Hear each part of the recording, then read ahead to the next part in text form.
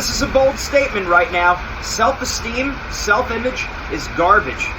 It sounds funny because I'm wearing one of the shirts that talks about confidence, but I really want to get into a deeper level of self-image and self-esteem. Now, is it important that you like yourself? Yes. Is it important that you believe you're capable of doing things? Yes. But I'm talking about the more enduring, overarching theme of self-esteem, how you deep down view yourself. Self-image, self-esteem. That's what I'm talking about. I'm not really talking so much about you feel like you're capable of winning a competition, you're capable of doing well on a test, you're capable of doing well, giving a good presentation. I'm not talking about that. Overarching self-image, the real deep down way you see yourself. Most psychologists are all about self-esteem, they're all about self-image, and I'm going to probably sound like the biggest heel in the psychology world is having a sports psychology business, being a certified school psychologist, but I am going to make the bold statement that self-image and self-image and self-esteem are garbage. Okay, why? Because it's rooted in the wrong person. Take the word confidence. The word confidence is broken down into the Latin roots confidere, which means to trust or with trust. Who do you trust? That's deep down confidence. Who do we trust?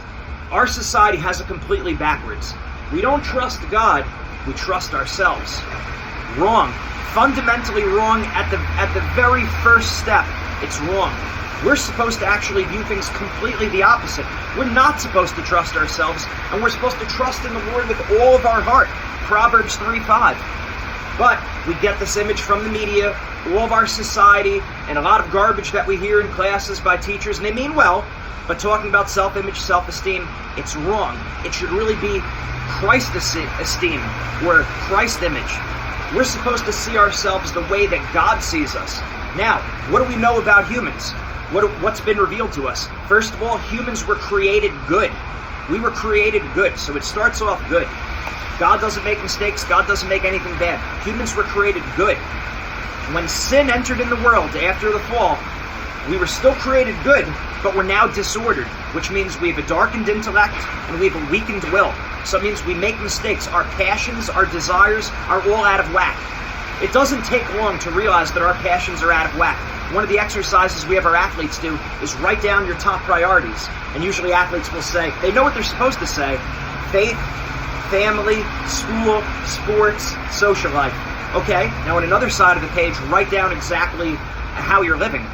What's most important to you based on the amount of time you put into each. And really, they put their social life very high, they put their faith very low, they're not training as much as they should be in their sports. So what does that tell you? That means there's a discrepancy between the way they want to live and the way they are living.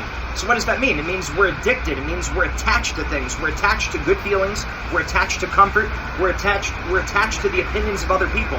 Praise, recognition, pity, or approval. Okay, so what's happening? If we're attached, it's because we're putting too much trust in ourselves. We're making too big of a deal of self-image, self-esteem.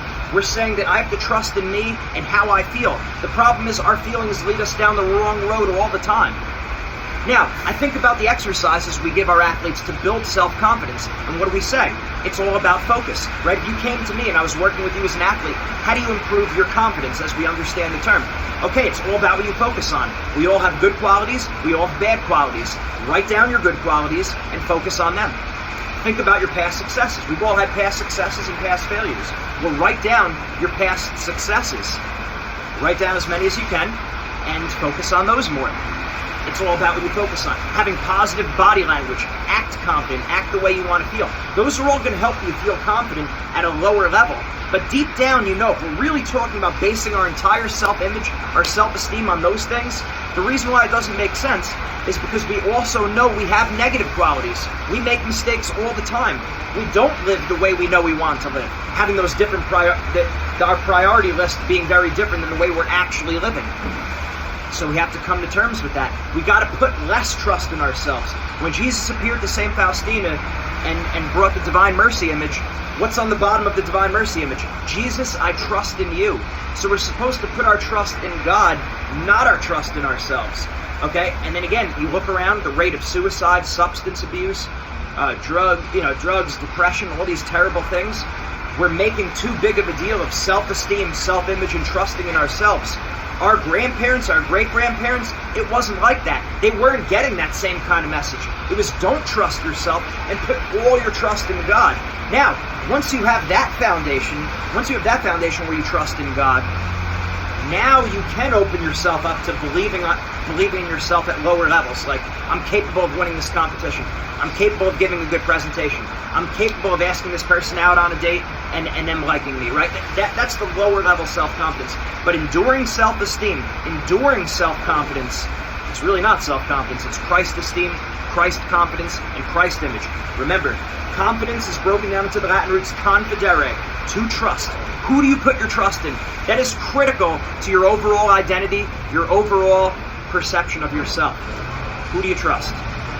God bless you and your family.